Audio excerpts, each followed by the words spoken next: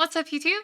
It's Aerith, your favorite preservation evoker, and I'm here today to bring you some very, very exciting news. We got buffed. Let's go. Super, super happy. I woke up to like 20 messages in my inbox from friends, people in the Dragon Discord, which is the Wormcrest Temple. If you're not a part of the Wormcrest Temple, please, I don't know what you're doing. Go join the Wormcrest Temple right away. There's some awesome people there. But point being, I woke up to a lot of messages. Everyone was saying, "Hey, did you see it? Did you see it?" And like, see what? And they're like, "We got buffed." And sure enough, we did. So today I wanted to talk to you a little bit about those buffs, what they mean for us, what they mean for the future of Evoker, and what they may or may not mean for the current meta in Keystones, and what they will mean for next season's meta in Keystones. But before we get into that, make sure that you are subscribed to my YouTube so you can see all my latest information and videos. And make sure that you're following me over at Twitch at twitch.tv/eyelashtv, where you can probably find me right now because I have no life. I'm a total degenerate and I'm probably streaming. I love hanging out with my community and I'm really, really anxious to get a chance to meet you. Without getting too far sidetracked though, let's go ahead and jump straight into it because we have a lot of ground to cover. So yeah, I was just looking at the shaman here. We have a long tuning post here. We won't look at all of it. So I'd encourage you, if you're interested, to go take a look at the extended post. It's up on Wowhead right now, pretty easy to find. But for our purposes, we will just be talking about Evoker. So let's just go ahead and read straight through it. And let's kind of talk a little bit. So as you may know, preservation was just recently nerfed in 10.0.7. It was my opinion and many other people's opinion that it was over nerfed. We were nerfed quite substantially. They really gutted Resonating Sphere, decreasing the lifeline healing significantly that Resonating Sphere was giving us, and decreasing the golden hour healing that we were getting from Resonating Sphere.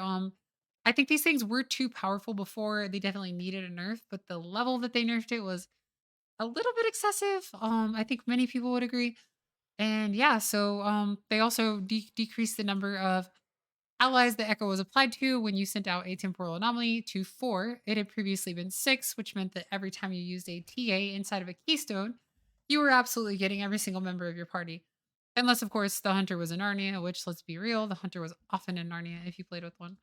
Um, so yeah, let's just go straight through here and let's talk about kind of what these new changes are. Um, so here we have it. Preservation. Developers notes. Preservation's overall throughput is lower than we'd like since the lifebind and temporal anomaly nerfs. We're compensating for this adjustment in other areas, particularly Living Flame, where its healing component can sometimes feel lackluster. So this is absolutely true. Living Flame has been for us, if you played Evoker whatsoever, an absolute noodle. It's just not a good spell. It is a spell that if you press it, you feel so bad. And if you are pressing it, you are down, down, down bad. It has just been absolutely horrible. So here we're seeing two different numerical buffs. The first is all of our healing is increased by 3%. This is much welcome. I think in comparison to a lot of the other healers, we have been doing less healing. So I think this is a fair and just buff. We can actually go over to Warcraft logs and take a look at the rating standings. So let's go to statistics and let's go to healing. And you can see Evoker is down near the bottom. Our healing just took a massive, massive hit. If you're like me, you found a way to persevere. You were still doing big numbies and still in loving your class. I still love the class raid. It's my favorite spec to play in raid, and I don't think that will change anytime soon. But that said, I think that in terms of the other, in comparison to the other classes, we do kind of leave a lot to be desired, and you can really see this when you look up at the 75th percentile, and when you look at a boss that has a massive healing throughput check, like let's say Kurog, where are you? Where the gap becomes a little bit more extreme. The difference between Holy Priest and Restoration Shaman is, of course, quite strong at this point. So yeah, this has been a bit of a bummer to go from being the king to suddenly being way down at the bottom. A little bit extreme. I think most people would probably agree. So the 3% is definitely much needed and a welcome change going into 10.1, where we actually do have quite a nice tier set. So knock on wood. Let's hope that things stay smooth in that regard. The next change, of course, is Living Flames healing is increased by 15%. This is a 3% healing increase and then a 15% healing increase. So Living Flame is has been hitting like a noodle. But it's gonna be doing quite a lot more. Currently our single target throughput, I would say, is the biggest weakness of the class. We do have, of course, our four-set procs. Our four-set is currently quite strong. If you have not read it, you probably are not playing the class, but basically your reversions give you a chance to cause your next living flame cast to be instant cast and deal 20% increased healing or damage. So this is what we've been basically doing for spot healing. We go echo, reversion, and of course we're sending out temporal anomalies. But like if a single person takes damage, it's an instant echo into a reversion. And then eventually we get these four set procs, which we will send into the wounded party member if we so need. And those do actually quite a lot of healing. That four set proc there did around 70k. They crit for around 130 to 140k for me at my current spell power level with an echo reversion on somebody. That is quite strong. We are losing this in 10.1, so I think that this particular buff I think is targeted more towards 10.1 as a way to make up and say, hey, like we see that you're losing your four set. You're gonna have zero spot healing at that point, so take 15% increased healing on Living Flame and 3% increased healing on Living Flame. Maybe this helps. I do think it'll help actually quite a lot. I think this is a very, very, very welcome change. I think it's been a little bit silly that we haven't had a good single target option that was not just borrowed power like our tier set. And it's definitely been something that I was incredibly worried about for next season. Um, and so yeah, that is something that has been very heavy on my mind. Is just losing this four set proc. In the short term, I think that these four set procs, when you use them for healing, they're gonna just do an absolutely insane amount of healing. I was doing some math earlier, and I think we're gonna be looking at something like 175k ish healing or so per four set proc, like something to that tune. Depending on your spell power, I have very good gear, which makes that so. But it'll depend on like your mastery and like some other things as well. But like our spot healing will actually be very, very, very strong. Like these procs will be just so much healing. In the longer term, we will lose those procs as that proc just faded. But our single target healing, I think, will be in a much better place. We're still obviously not a holy priest, and it still might be a little bit weak. But it's hard to say. It's hard to say how this will stack up to something like, say, undulation, which is, of course, the healer that we are. Resto Shaman, of course, being the healer that we are directly in competition with for a 5-man slot. That said, these are very, very, very welcome changes, and I'm very excited to see how this shakes up. The last part of the buff is that resonating sphere will now apply echo to the first 5 allies that it passes through, up from 4 allies. So one of the major changes that we saw coming into 10.0.7 is that our resonating sphere, when we sent it through a bunch of allies, it would only give us 4 echoes. This is not always a big deal, but there were definitely moments when it was incredibly, incredibly tight, like where you're incredibly constrained, GCD wise. For instance, on Herja, like sometimes you just simply did not have the time to go resonating sphere or temporal anomaly and to echo the one person that gets missed into casting the spell. And so the result of that was just the class feeling very clunky, feeling like your setups and your ramps required an extra global when they're already very, very GCD intensive at times. And it was just kind of really awkward in general. So I think that this is a massive quality of life change. In terms of like a power level spike, I wouldn't say that it's anything crazy. It is definitely something that is going to make us stronger. But I do not think that it is like really make or break. That said, it is a very, very welcome quality of life change. It's something that I've complained about that a lot of other evokers have just kind of been like, why would you do that? Like that's just make it 5. You know what I mean? Like it would be as it would be as if they it was as if they had taken Power Word Radiance that the priest had and like made it apply um atonement to 4 people instead of 5. I mean, it's just a quality of life diminishment. It You have to put the extra GCD to put that extra atonement, or in the case of us, an echo onto one player just to make sure that your imp hits everyone. And yeah, it was just a little bit frustrating. Um, so that is also a welcome thing. So the one concern I have is, of course, we still have not addressed two of the major issues, which were the golden hour healing that we are losing from temporal anomaly. It was definitely too strong, but it would have been nice to see like a little bit of that return. That said, it is what it is. The 3% buff and the living flame buff are actually quite strong. So yeah, we'll see how it kind of goes. Just to analyze our class though, alongside Restoration Shaman and Restoration Druid. Before we get into that though, I do think that there are three current contenders for next season. I have such a bad habit of getting ahead of myself. I do think there are three very, very strong contenders for next season's meta, and that are basically the kings at the moment. As it stands, I would say that the strongest healer that you can be taking to a keystone is Restoration Shaman presently. After these changes, though, I think that the water becomes a little bit more muddy. So let's take a look at something else that is happening. Let's go to Shaman. Here we go. Shaman, Restoration, Developer's Notes. We are happy with the reception of Restoration at 10.0.7.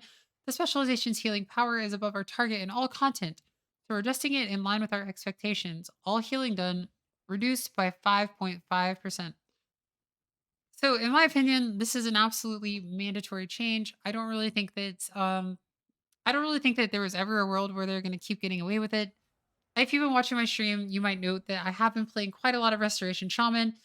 I did quite a number of keys, including like a 25 and a whole bunch of 24s, 24 Tyrannical Temple, just some challenging keys at very, very low item level. And I didn't really ever struggle with healing. I think the chain heal is just insanely too powerful at the moment. It's just way, way, way too powerful. I'm not even sure that this is enough of a nerf to like really bring it to heal. Um, that said, maybe shamans do deserve to be a little bit more powerful than a lot of the other healers after what happened in the first third of this tier. I'm sorry, the first 2/3 of this tier. That said, yeah, there's just in such a powerful place. I mean, your high tide chain heals are just doing the absolute most. It just does so much healing. You drop a cloud burst, you like start spamming chain heals, and you go infinite. It's just so much healing. Ancestral guidance feels incredibly powerful.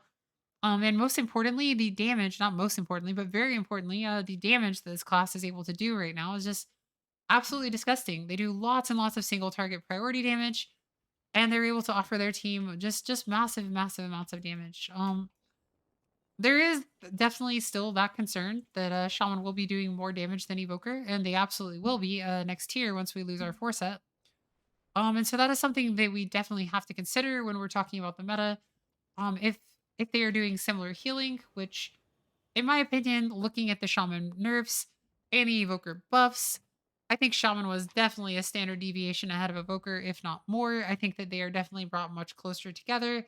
It is hard to say exactly where it falls. I think after next week, getting to play my Shaman a good bit and getting to play my Evoker a good bit, I'll have a much better understanding of kind of where they fall and sort of how I feel about each of them. Um, but my current expectation is that they're pretty similar in terms of healing power level starting next week, and that Shaman is definitely ahead in terms of its damage. Um, and that's when we have to start looking into some other things like utility. Shaman brings a lot of interesting utility right now. One piece of utility that I think has been absolutely pivotal in Shaman becoming meta and becoming as powerful as it has been, is something called Ancestral Vigor. If you're not familiar with Ancestral Vigor, what it does is every time the Shaman directly heals someone, so say like I were to, cast my healing surge on someone, that person gains 10% maximum HP for I think 10 seconds. Don't quote me on that. I believe it's 10 seconds though. It's something in that vein. This was incredibly powerful because it meant that before any major mechanic that has a chance to one shot someone or everyone, you could simply give everyone 10% max HP. You also, on top of that, have Earth Shield, which you get two of, which gives 6% permanent DR. So before any major mechanic that was about to happen, you could give yourself and another squishy party member 6% flat DR and 10% max HP to every single member of the party. That is something that I think is borderline too strong. It's just really, really, really good in a Mythic Plus setting. And when the class is also doing insane amounts of damage, which the damage that they're doing is absolutely obscene, I think it's definitely something that should be looked at. It's definitely an outlier in terms of its damage. I mean, that much is very clear. And when it was also just doing more healing than anyone else, doing more healing, more damage, its utility was suddenly like just this insanely good cherry on top of the cake. I think that if we were going to look at at these two pieces of utility, I think we do need to look at them. I think we need to weigh them against the Evoker utility. Evoker does bring an irreplaceable form of utility in Zephyr. Zephyr is insanely powerful. It is a 2-minute cooldown, but it does give you 20% DR effectively to AoE attacks. So this is basically this applies to a lot of things. I mean, Scream of Pain and Court of Stars on like a fortified week, very good for that. It's very very good for like slicing Maelstrom, which is this massive AoE damage that your team is taking. It's going to be very good in a lot of encounters next season. There's a lot of heavy AoE damage, a lot of opportunities for your team to be one shot, and a lot of opportunities for your team to just take a whole bunch of damage over the course of about 10 seconds. Zephyr is incredibly powerful. That it's incredibly powerful for Hersha storms. It's incredibly powerful for the lightning storms that the lightning elemental boss does. It's just a very very good spell in general, and it is a piece of the Evoker toolkit that I think definitely has given us a lot of shine. I think that's when you compare this to 10% on demand HP whenever you want, which is effectively like think about it. That's like basically two-thirds of a rally that you can just apply to your team 100% uptime if you really need to. That's something a shaman can do. That's insane utility. We also have to look at the Earth Shield, which can be applied to two different party members at once. And when that Earth Shield is applied to two different party members, they each have 6% DR. This is also incredibly insanely powerful.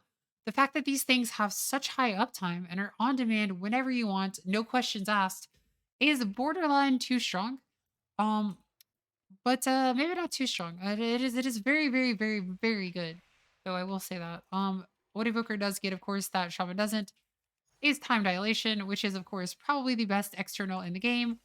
That said, time dilation does come with a very, very heavy drawback.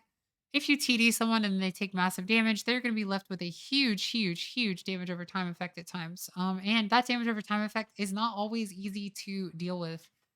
On certain fights, this could become a massive liability. I've definitely learned my lesson one time when I TD'd someone before a Fenrir red circle slash, and then they also had a bleed, and then I was suddenly they're getting chunked by the TD, and the bleed is ticking them, and another red circle's coming, and I'm just sitting there like, oh my god, what have I done? Like this spell just it has the opposite effect of what I wanted. This person is in more danger because I just used this spell.